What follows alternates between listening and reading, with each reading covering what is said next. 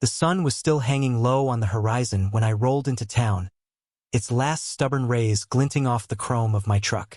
I had been driving for hours, longer than I should have, and my phone had long since lost signal. Out here, where the two-lane roads ran straight into open sky and fields of golden dust, I was on my own. I wasn't from here. Hell, I wasn't even supposed to be here. I'd missed a turn 3 towns back, convinced I could cut through some back roads and make up for lost time. Instead, I wound up further away from my destination, the highway disappearing into nothing but narrow dirt tracks.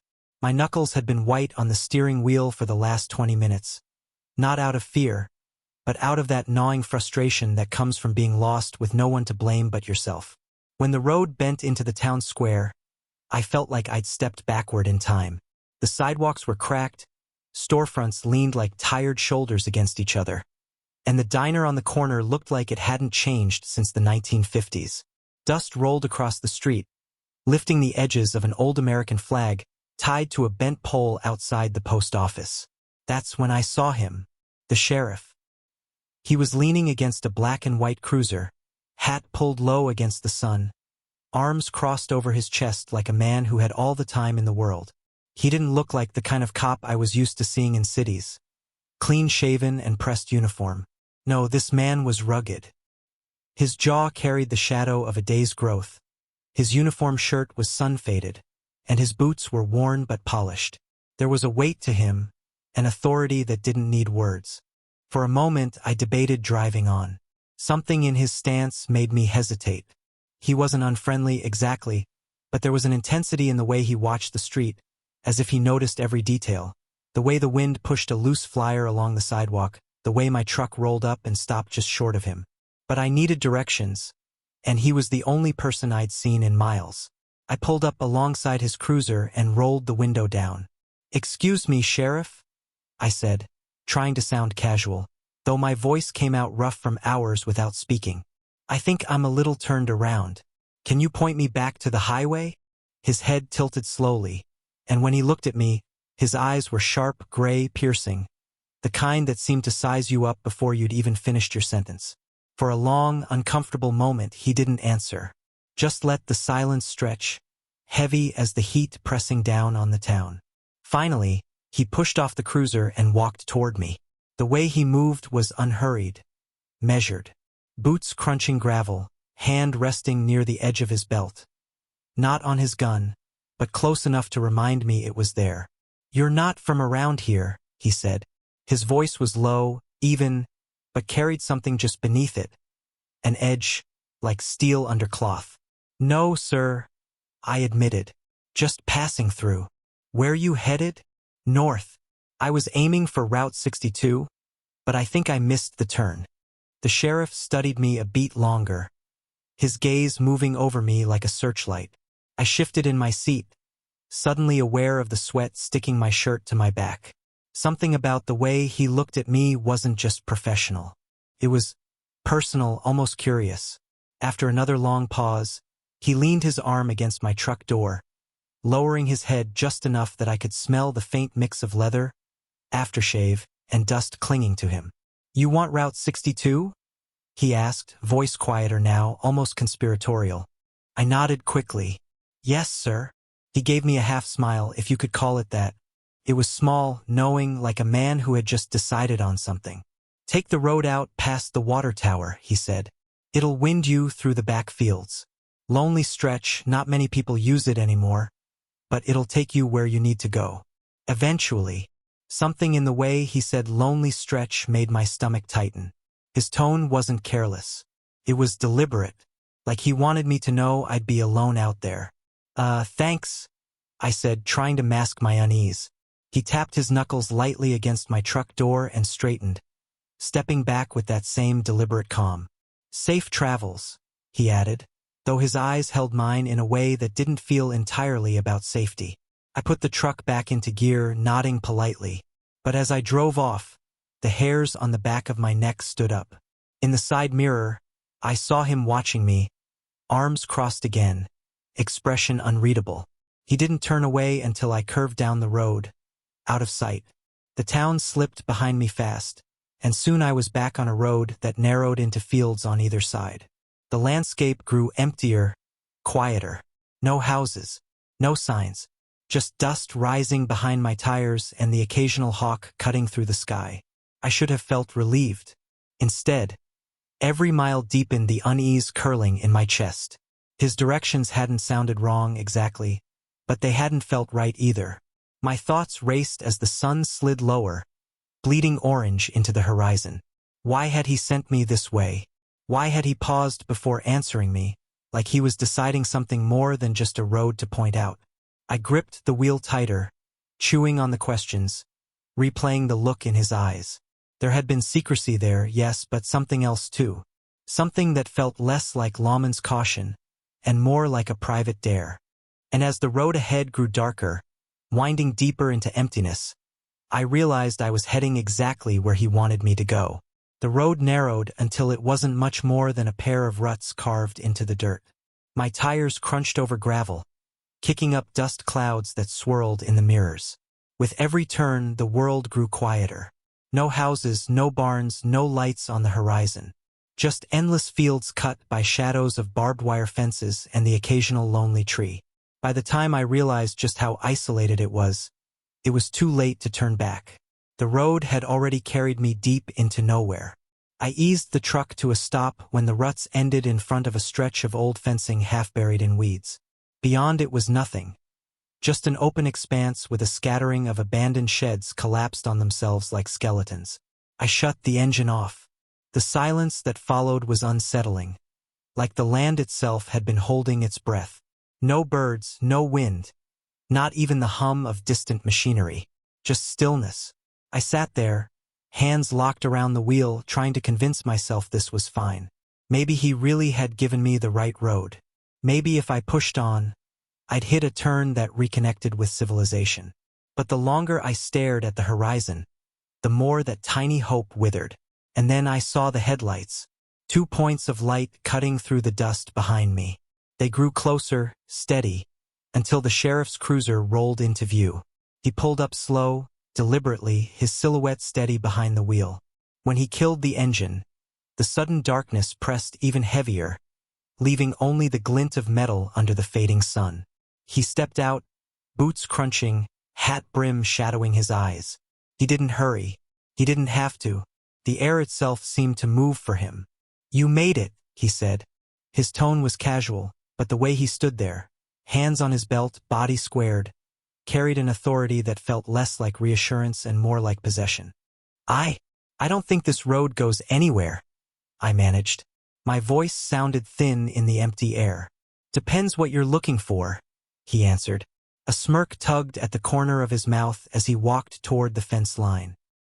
He looked at the collapsed sheds as though they belonged to him. "This here's where I do some of my work. Away from town. Away from eyes." "Work?" I asked, climbing out of my truck if only to keep him from looming over me through the window. He glanced at me, that cool gray gaze pinning me in place. "Unofficial investigations. Folks talk too much back in town. Out here, no one asks questions. No one watches." The words sank into me slowly. No one watches. Out here, it wasn't just quiet. It was hidden. Place chosen for secrecy. The sheriff walked closer, his boots dragging dust. When he stopped, he was just a few feet away, his shadow falling across me. He wasn't smiling outright, but there was something in his eyes. Something sharper than amusement, heavier than curiosity. "You wanted a way back to the highway," he said, his voice low now, intimate in a way that made my skin prickle. "I'll take you. But I figure it's only fair if we come to an understanding first." I swallowed. My mouth had gone dry. "An understanding?" He tilted his head, studying me. Then he leaned just slightly closer, enough for me to see the faint crease of sun lines around his eyes, the curve of his mouth as he whispered, "A little fun first." The words dropped between us like a stone into still water. For a moment, I couldn't move. My brain scrambled, unsure if I'd misheard, if this was some test, some kind of twisted joke. But the look in his eyes told me otherwise. There was no humor there, only certainty. I started, then stopped, my voice catching, my heart hammered in my chest, too loud, like it might give me away. He didn't press further. He just stood there, calm, collected, the picture of a man used to waiting people out. His patience made it worse. It forced me to hear the rush of my own thoughts. Part of me screamed to get back in the truck, turn the wheel, and leave this whole dusty road behind. But another part, deeper, quieter, traitorous, was drawn to the way he held himself. The raw confidence, the way his words carried weight without needing force. "Sheriff," my voice cracked, and I hated how unsteady it sounded. "Why me?" That earned the faintest flicker of a smile. "Because you stopped. Because you looked at me like you weren't sure if you wanted to run or stay." I liked that look. The confession hit harder than I expected. It wasn't just a proposition, it was an observation, one that stripped away my own defenses. He had seen my hesitation, my curiosity, and he was using it like a lever. "I'm not." I hesitated. The truth tangled in my throat. I wasn't sure what I was about to say. Not like that, or not interested, or maybe the opposite, not strong enough to walk away.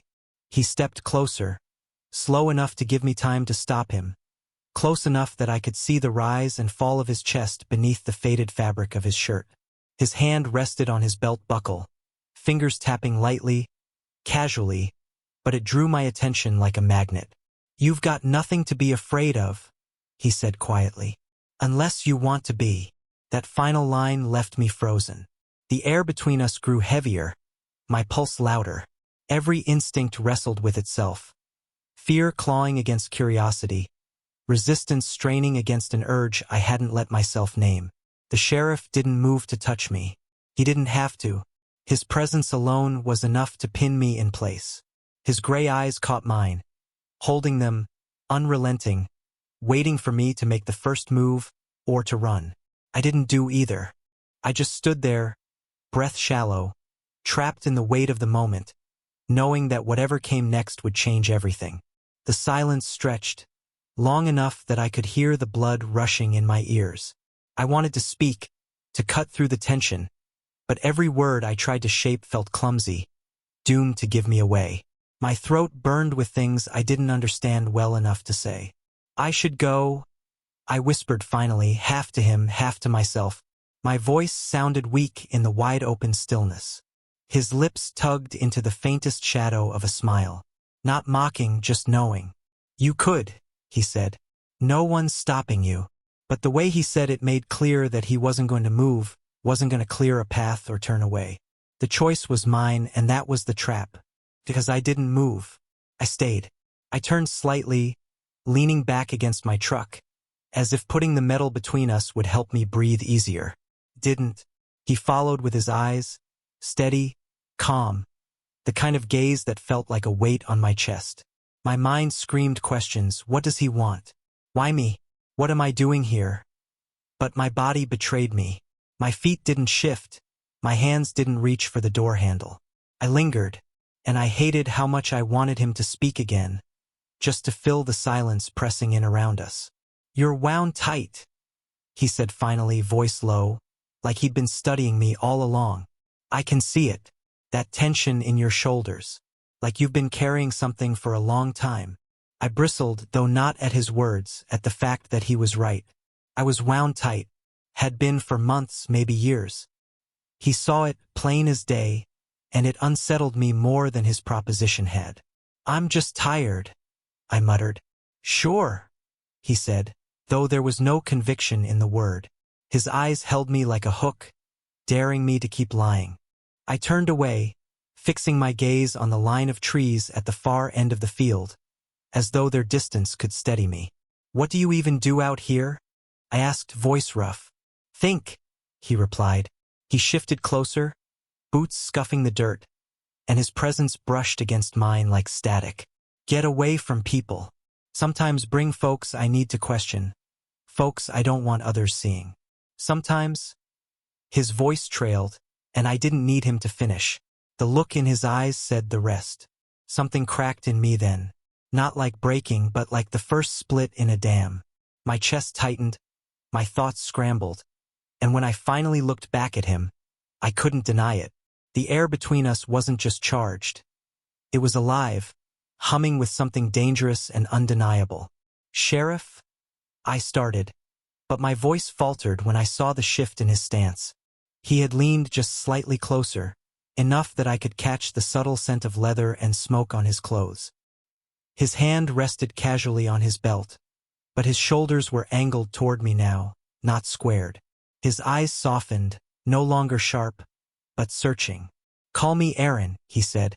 The name caught me off guard, grounding him as a man instead of a uniform. "Aaron?" I echoed, the word clumsy on my tongue. "Better," he murmured. The quiet deepened again, but this time it wasn't the kind that suffocated. It was the kind that waited, stretched taut between us like a rope pulled at both ends. His gaze dropped briefly to my mouth, then back to my eyes. The motion was quick, almost imperceptible, but it sent a rush through me so strong I gripped the edge of the truck bed behind me to steady myself. "You don't even know me?" I said, trying to force a barrier up before it was too late. He tilted his head, a slow smirk forming. "Maybe I don't need to." The words made my chest ache. They shouldn't have meant anything. They should have sounded like every line I'd been warned against. But the way he said them, with that rough edge of loneliness beneath his confidence, made me hesitate. For the first time, I saw something human under the authority. Something tired, worn, maybe even desperate. "You're married," I blurted. It came out sharper than I intended, a shield to hide my own wavering resolve. His expression flickered, just briefly. Then he nodded once, as if acknowledging the truth without trying to bury it. "On paper," he said, "not in reality." That hint of vulnerability, so quietly delivered, hit harder than any advance could have. My chest rose and fell, shallow, restless. I should have turned away. I should have put an end to it right there. But when his hand lifted, slow, deliberate, and brushed against my shoulder, every thought scattered. It wasn't rough or forceful. Just a touch, warm through the thin fabric of my shirt, his thumb grazing lightly against the curve of my collarbone. The contact sent a jolt through me, more electric than I expected, and for a moment I froze. Could have stepped back. Should have. But I didn't. Instead, I looked up into his face, into those gray eyes watching me so intently. And when he leaned in, his lips just brushing mine in the faintest daring kiss, I nearly forgot how to breathe. It wasn't the kind of kiss that claimed. It was the kind that asked. The kind that waited to see if I would retreat. For a heartbeat, I almost did. My body stiffened, the instinct to run clawing at me. But then something inside me shifted. Instead of pulling away, I let my lips linger against his, tasting the warmth, the quiet urgency that lay beneath his restraint. When I finally parted from him, my breath came shallow, my thoughts scattered like loose papers in the wind. He stepped back half an inch, enough to give me space, though his hand stayed firm on my shoulder. His voice was low when he asked, "Still want to go?" I stared at him, my chest rising and falling, and the answer caught me by surprise, because even though fear still hummed in my veins, the truth was undeniable. "No," I whispered. I stood there with his hand still on my shoulder, my lips tingling from the kiss we'd just shared, and I couldn't make sense of myself. Part of me still screamed that this was wrong, dangerous even. Another part, louder, bolder, whispered that it was the most alive I had felt in years. Aaron didn't rush me. He just stood there, close enough for me to feel the warmth radiating from him. His thumb brushed once across my shoulder, a small motion, almost absent-minded, but it grounded me. "You think you're the first?" he asked quietly. The words made me tense. My eyes darted to his, but there was no mockery in them, only a strange, tired honesty. "I've been hiding most of my life," he continued. "Behind this badge, behind a uniform, behind a marriage that looks right on paper but never really was. People see what they want to see. Strong, straightforward, lawman. But that ain't all of me." His voice dropped lower, and the weight in it made my chest tighten. "I keep this part of myself locked away. Out here, in places like this, I can let it breathe." Something about the way he said it, so raw, so unguarded, made me ache. I should have been afraid, maybe even angry. Instead, I felt something closer to recognition, like he'd touched a truth I hadn't admitted even to myself. I've never, I started, then faltered. I had to look down at the dirt under my boots to force the words out. I've never done anything like this before. Not with a man. Not with anyone, really. The admission felt like stepping off a ledge. The silence that followed was unbearable, until his hand slid from my shoulder down to my arm, firm, steady. "Doesn't surprise me," he said gently. "You've got that look, like someone who's been waiting for something but never let himself go looking for it." I let out a shaky laugh, bitter at myself. "You read me too damn easy. That's my job," he said, smirking faintly. "But I'll admit, I take more pleasure in reading you than most." I finally dared to look up at him again. His grin wasn't cocky. It was soft, almost playful. That contrast, the way he could shift from stone-cold sheriff to teasing man, unraveled me a little more. "Don't get carried away," I muttered, though the heat rising in my cheeks betrayed me. "Too late," he shot back, and the humor in his tone tugged a reluctant smile from me. For a moment, the air eased. We weren't just standing on the edge of something dangerous, we were circling it, testing each other with small steps. His confidence steadied me, even as it unnerved me. "You know what the worst part of hiding is?" he asked after a pause, his voice dropping serious again. "What?" "You start thinking you don't deserve the truth. Don't deserve real touch, real closeness. Just scraps. Just shadows in the dark." His gaze locked on mine, piercing. "I'm tired of shadows." The confession hit harder than his kiss had. Because I felt it too, though I hadn't had the words for it. I'd been living in half measures. Work, routines, passing friendships, while a piece of me sat untouched, unclaimed. "I don't know if I'm ready for this," I whispered. "Readiness is overrated," he said, stepping closer. His hand lifted, fingertips brushing lightly against my jaw. "Honesty's what matters. You're here. You didn't run. That's all I need." The touch on my jaw was light, almost reverent. I should have pulled back, but instead I leaned into it just slightly. The smallest tilt, the kind you wouldn't notice unless you were looking for it. He noticed. "You're braver than you think," he murmured. "I don't feel brave," I admitted.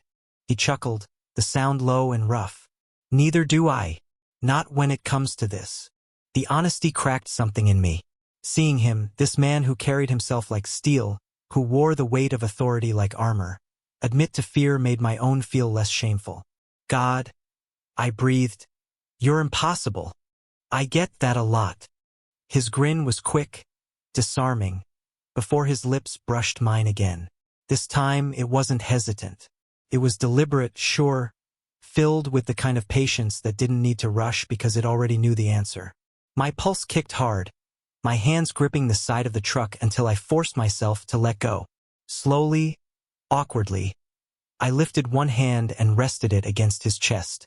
The fabric was warm, stretched tight over muscle. His heart beat steady beneath it, strong and unyielding. "You're shaking," he said softly when he pulled back just enough to see me. "Maybe I should be," I answered. "Maybe," he agreed, brushing his thumb along my jaw again. "But I'll tell you something, so am I." The confession loosened the knot in my chest.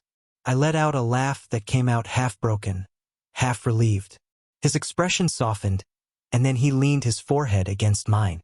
"You don't have to be anything but here. That's enough." The intimacy of it, the closeness, the warmth, the honesty, washed over me in waves. It wasn't just about desire anymore. It was about finally being seen, stripped of all the pretense I'd carried for so long. Something inside me surrendered then. My hand slid higher, curling into the fabric of his shirt, tugging him closer. He didn't resist. The kiss that followed was nothing like the first. It wasn't cautious or testing. It was hungry, deep, as though both of us had been starved for too long. His hand moved to the back of my neck, steadying me, holding me there like he was afraid I'd vanish if he let go. I didn't want to vanish. When we finally broke apart, Our breaths mingled in the thin space between us. My chest rose and fell against his, our bodies close enough that I could feel every shift of his breathing. "You sure?" he asked, voice rough, eyes searching mine. I didn't trust my words, so I just nodded. That was all he needed. His mouth found mine again, harder this time, his body pressing into me with a dominance that wasn't forceful but certain. I let him, meeting him with my own tentative urgency, surprising myself with how badly I wanted more. The world around us faded. No rusted fences, no abandoned sheds, no wide empty fields. Just the two of us, breaking through the walls we'd built, crossing a line neither of us could go back from. And in that secluded spot, hidden from every watchful eye, we let the shadows fall away. The world had narrowed to him. His lips, his breath, the press of his body against mine, until nothing else existed. But when he finally drew back, when his hands slipped from my neck and his eyes softened, reality came crashing down harder than the silence around us. His gaze shifted, like he was bracing himself for something. "I need to tell you something," he said. The tone made my chest tighten. I waited, nerves on edge. "I'm married." The words landed heavy, like a door slamming shut. For a moment, I just stood there, blinking, trying to process. My stomach dropped, my throat went dry. Married. Of course he was. Someone like him. Commanding, handsome, a sheriff in a town that demanded appearances. Of course he'd have a wife waiting in a tidy little house with curtains drawn. I pulled back instinctively, his hands sliding away from me. The air between us went cold. "You should have told me," I whispered, anger sharpening the edges of my voice even though what I felt most was confusion. "I know." His jaw tightened, regret flickering in his gray eyes. "But I need you to understand. It's not what it looks like." I shook my head, taking a step back. My boots crunched the dirt, louder than I wanted. "That's what they all say." "It's the truth," he said firmly. He didn't reach for me, but his body leaned forward as though fighting the urge. "We haven't been husband and wife for a long time." "Not really. On paper, yes. To the town, yes. But inside that house, it's two strangers keeping up a front." The conviction in his voice warred with the knot in my gut. I wanted to believe him. God help me, I already did. But that didn't change the fact that a ring still bound him to someone else. "Then why stay?" I demanded. "If it's so hollow, if it's just a cover, why keep lying? To her, to the town, to yourself." His face tightened, shadows cutting harsh across it in the fading light. "Because people like me don't get to live freely. Not here. Not in this town. I've built everything on being the man they expect, the lawman, the husband, the picture of steadiness. If I break that picture, I lose everything. My job, my reputation, maybe even my safety." His words hit with the weight of a confession carried too long. And beneath them I saw it, the exhaustion, the loneliness that had slipped through in his earlier words. Still, guilt dug into me, sharp and relentless. "So what am I, then? A distraction? A secret to tuck away in one of your lonely spots?" That flicker of pain in his eyes nearly undid me. He stepped closer, his voice rough with urgency. "No, don't think that. You're not God, you're not just some secret fling. Do you think I'd risk this much if you were?" The vulnerability in his tone froze me. He wasn't trying to manipulate, not this time. He was telling me the truth as raw as he knew how. But I couldn't shake the feeling curling in my chest. That pull between desire and morality, attraction and guilt. I didn't want to be the other man. I didn't want to build something on lies. Yet when I looked at him, at the way he was watching me, like I was oxygen after years underwater, I couldn't deny the bond forming between us. I dragged a hand down my face, torn. "I don't know if I can do this," I admitted, my voice breaking. "I don't want to be someone's escape hatch. I don't want to hurt anyone." Aaron's jaw clenched, but he didn't back away. "You think I don't carry that same guilt? Every damn day. But you're not the problem. The problem is the life I've built around lies. You're the only real thing I've touched in a long time." The sincerity in his voice rattled me. My heart pounded harder, torn between wanting to leave and wanting to close the distance again. I turned slightly, facing the empty stretch of road behind us. I could leave. I could climb back in my truck and drive until this all disappeared in the rearview mirror. But my legs didn't move. "You should go," I said, though the words rang hollow. "Do you want me to?" he asked softly. I turned back to him, my breath catching when I saw how close he was now. Not crowding, but close enough that I could feel the heat of him, smell the faint mix of dust and aftershave again. His eyes searched mine, and for a moment, the authority of the sheriff was gone. What stood before me was a man. Lonely, desperate, hopeful. "I don't know what I want," I confessed, the words spilling out like a wound. "I know this isn't right, but I can't make myself walk away." "Then don't." His hand lifted, hesitating in the air before resting gently on my chest. The weight of it steadied me, anchored me, even as my heart hammered against it. "Stay. Just a little longer. Don't think about the rest of it. Just think about right now." I looked down at his hand, then back into his eyes. My mind screamed a dozen reasons why I should push him away, but none of them carried the same weight as the truth pounding in my chest. I wanted him. My lips parted, shaky. "You make it sound so simple." "It is simple," he said, his voice low and sure. "Complicated comes later. But this?" His hand pressed lightly against my chest, just over my heart. "This is honest. More honest than I've been in years." Something in me broke then, or maybe it broke open. My hand lifted without thinking, resting over his. His fingers curled instinctively into mine, and for the first time all night, I stopped fighting myself. "I'm scared," I admitted, the words quiet, almost shameful. "So am I," he whispered back. And just like that, the tension snapped. He pulled me into his arms, his lips finding mine with urgency that stole my breath. It wasn't careful this time, wasn't measured. It was messy, desperate, filled with all the hunger and guilt and longing we'd both been carrying. I melted into it, my hands gripping his shirt, pulling him closer instead of pushing him away. Every thought of right or wrong blurred in the heat of it, leaving only the raw truth of what we wanted. When we finally parted, gasping, foreheads pressed together, I realized something terrifying. This wasn't just attraction anymore. It was attachment, and I wasn't sure I wanted to escape it. The kiss left me dizzy, my chest heaving against his, as though I'd just run miles across the empty fields. When he finally pulled back, I half expected him to straighten, to slip back into the role of the untouchable sheriff who'd lured me out here. But he didn't. Instead, he rested his forehead against mine, his breath warm, steadying. "You okay?" he asked softly. The simple question, gentle, unguarded, hit me harder than any touch. It wasn't lust speaking. It was care, concern. I nodded, though my voice trembled when I said, "I think so." He chuckled faintly, pulling away just enough to look at me. "You don't sound convinced." "I'm not," I admitted. "I don't even know what the hell I'm doing." "You're not the only one," he said. And for the first time, I believed him.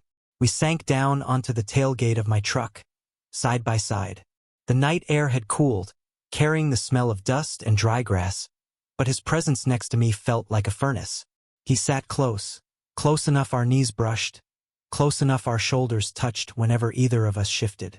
First, neither of us spoke. Then, slowly, words began to spill, the kind that don't come easy in daylight, the kind pulled loose by the cover of night and the weight of another person listening. He told me about growing up in the town, about the expectations that had been pressed onto his shoulders before he even finished high school. "Everyone knew I'd end up sheriff," he said with a bitter smile. "Didn't matter what I wanted. They wanted a man they could trust, and I knew how to play the part." "What part is that?" I asked. "The good husband, the protector, the man who never bends, never breaks." His jaw flexed, and if you play it long enough, you start believing maybe that's all you are. Until one day, you look in the mirror and realize you don't recognize yourself anymore. His words chilled me. I'd felt smaller versions of that, living the life others expected, tamping down the questions inside me, burying them under work and routine. But hearing it from him, a man so solid, so unshakable on the outside, cracked something open in me. "What do you really want?" I asked. He didn't answer right away. He stared at the horizon, where the last streaks of orange had bled into blue. Then his voice came, quieter than before. "I want someone I don't have to lie to, someone I don't have to perform for. Just to sit with, talk with, and not feel like I'm hiding half of myself." The rawness in his tone tightened my chest. "What about you?" he asked, finally turning to me. I let out a shaky laugh. "I don't even know. I've spent so long convincing myself I didn't need anyone that I stopped thinking about what I might want." His hand shifted, resting on my knee. The gesture was simple, steady, but it sent a warmth through me that felt dangerously close to comfort. "You want something," he said firmly. "I can see it. Maybe you don't have the words yet, but it's there. You wouldn't still be sitting here if it wasn't." I didn't answer, couldn't, because he was right, and admitting it, even to myself, felt like standing too close to a fire. We talked for hours, about our pasts, our fears, the things we never let anyone else hear. He told me how sometimes, in the quiet of the night, he drove out here and sat alone just to breathe without pretending. I told him about the loneliness of being different, of never quite fitting into the roles laid out for me. The more he spoke, the more the sheriff's badge seemed to fade. In its place was a man, tired, flawed, aching, but real. And the more I saw that man, the more dangerous my feelings became. Because somewhere in those hours, listening to him admit things he'd probably never spoken aloud, I realized something terrifying. I was starting to fall for him. Not just the thrill of his authority, not just the heat of our stolen moments, but for him. For the man under the weight of all that armor. The thought unsettled me so much that I shifted, pulling slightly away. He noticed immediately. "What is it?" he asked. I shook my head. This wasn't supposed to mean anything. But I don't think I can keep telling myself that. His expression softened, and then, surprising me, he smiled. Not the sharp, teasing smile I'd seen before, but something gentler, sadder. "You're not the only one," he admitted. "You think I bring men out here often? You think I let them see this side of me?" I didn't answer, but my silence was loud. His hand squeezed my knee, firm, grounding. "I don't. Truth is, I haven't felt this," he gestured vaguely, searching for the word. "This real in years, maybe ever, and it scares the hell out of me." The vulnerability in his tone unraveled me. My defenses slipped, my chest aching with something I couldn't quite contain. "Why me?" I whispered. His gray eyes locked onto mine, steady and certain. "Because when I look at you, I don't feel like I'm pretending. Not once since you pulled up to me tonight. That hasn't happened in a long damn time." The truth of it washed over me, heavy and undeniable. Before I could stop myself, I reached for his hand, lacing my fingers with his. His grip tightened instantly, like he'd been waiting for it. That simple act, our hands joined, no games, no pretense, meant more than any kiss. Felt like trust. We sat like that, holding on, speaking in low voices about everything and nothing. Our bodies leaned together until eventually his head rested lightly against mine. When he finally kissed me again, it wasn't desperate. It wasn't even heated. It was slow, lingering, filled with a tenderness I hadn't expected from him. His lips moved against mine like he was memorizing, like he was promising. When it broke, we stayed close, foreheads touching, breaths mingling. "I don't know what comes next," I admitted. "Neither do I," he whispered. "But for the first time in years, I want to find out." In that quiet, hidden place, the weight of the world fell away. No badge, no marriage, no expectations. Just two men who'd found something real where neither of us had been looking. And in that moment, I let myself believe it was possible. The night had settled deep around us. The fields turned to shadow. The horizon swallowed in silence. For hours we'd sat together, sharing confessions like stolen secrets, touching like men starved of it for too long. And yet, as his hand stayed in mine, as his breath brushed the side of my face, A weight began to press back in. The weight of everything waiting outside this hidden place. I pulled back just enough to look at him. His profile was carved in shadow, sharp and solemn. The brim of his hat pushed back now so his hair stuck damp against his forehead. He looked less like the untouchable sheriff, more like a man caught between worlds. "You're married?" I said quietly, the words rougher now than before. "You wear that badge. You've got a whole town watching you. Do you really think us can survive that?" His jaw tightened, and for a moment he didn't answer. Then his hand slipped away from mine, leaving my palm cold. He leaned forward, elbows on his knees, staring at the ground like the dirt itself was easier to face than me. "You think I haven't asked myself that?" His voice was low, ragged. "Every damn day, I live with those chains, duty, appearances, the damn marriage everyone assumes is perfect. I've built a life on lies, and now," he trailed off, shaking his head, "now I meet you, and it all feels like it's collapsing." The ache in my chest sharpened. I wanted to reach for him, but instead my frustration rose. "So what am I, then? Just a spark to light up your dark corners for a night? Because I can't be that, Aaron. I won't be just a secret you tuck away when the sun comes up." His head snapped up, eyes flashing in the dim light. "Don't you dare think this is just fun to me." "Then what is it?" My voice cracked, louder now, carried into the still fields. "Because I don't see how this ends anyway but with me alone, wondering why I was stupid enough to believe a married sheriff could mean what he said in the dark."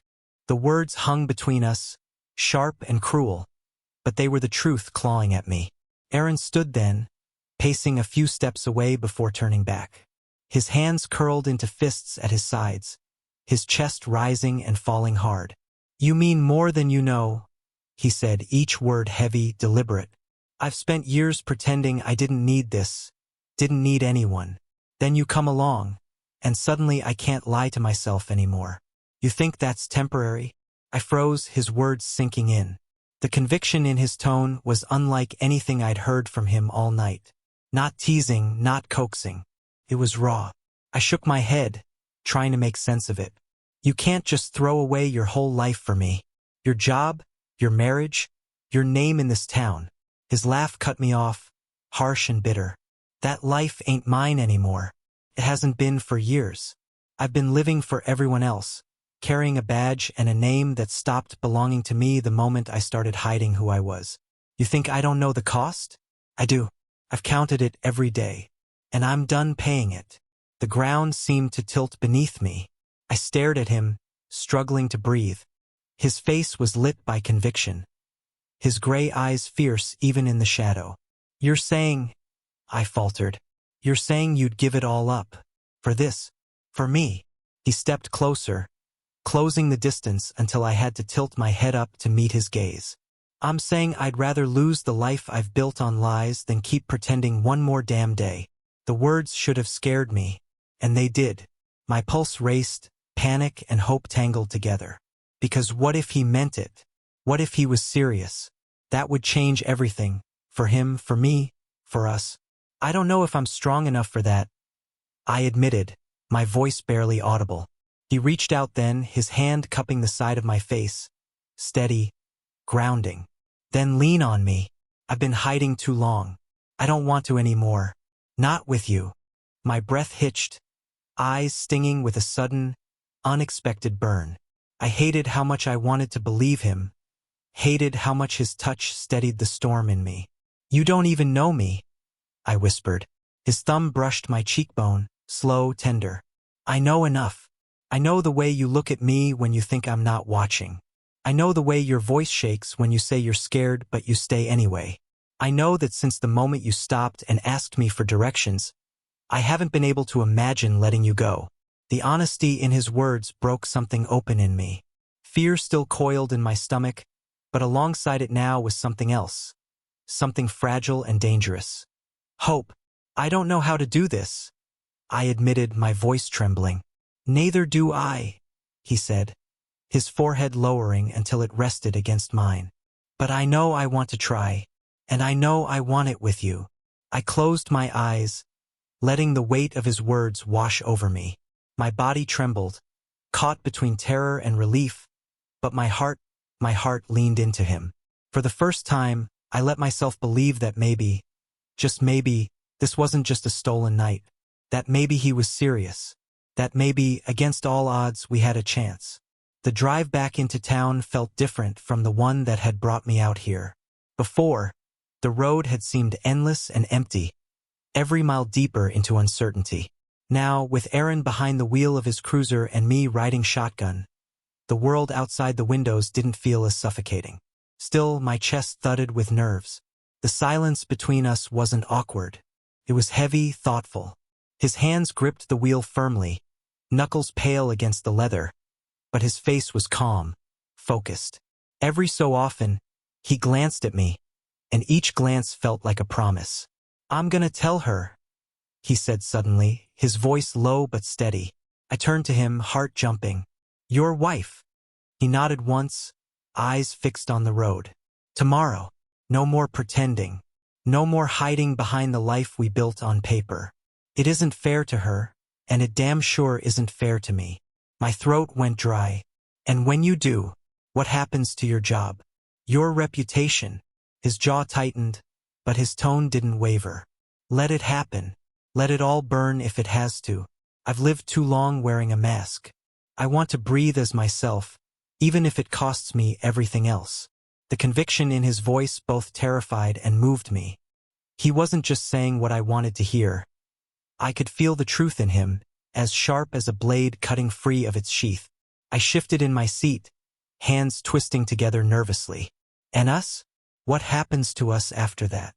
He glanced at me then, and for the first time, his lips curved into something gentle.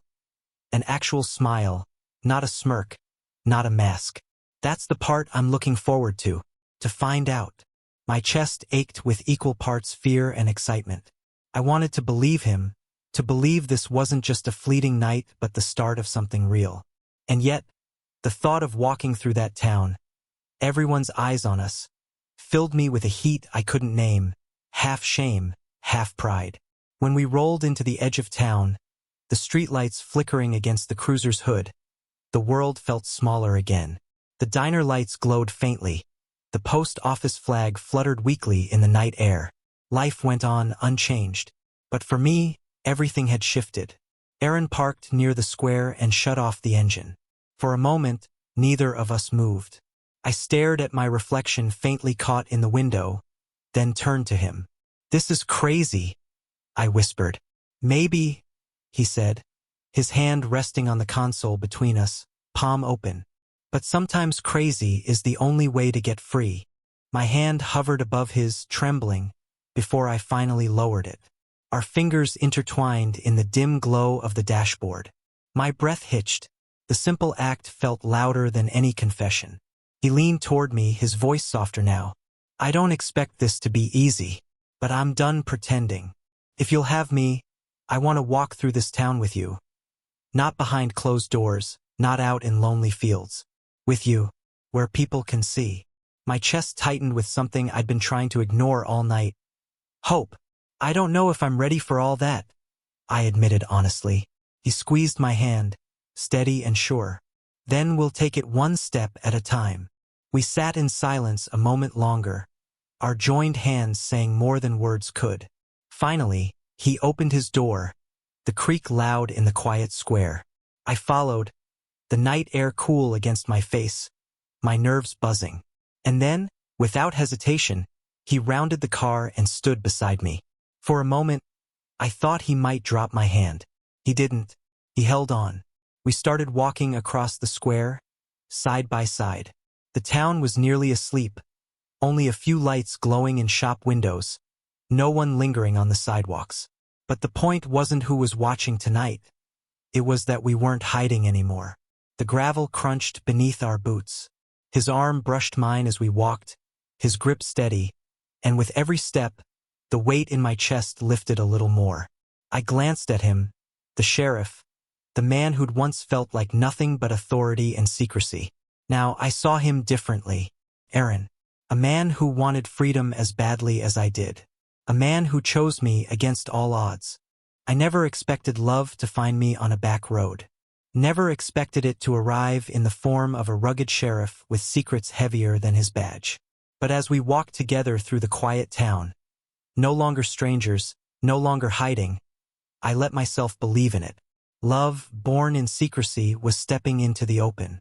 And for the first time in a long time, I felt not just nervous but hopeful.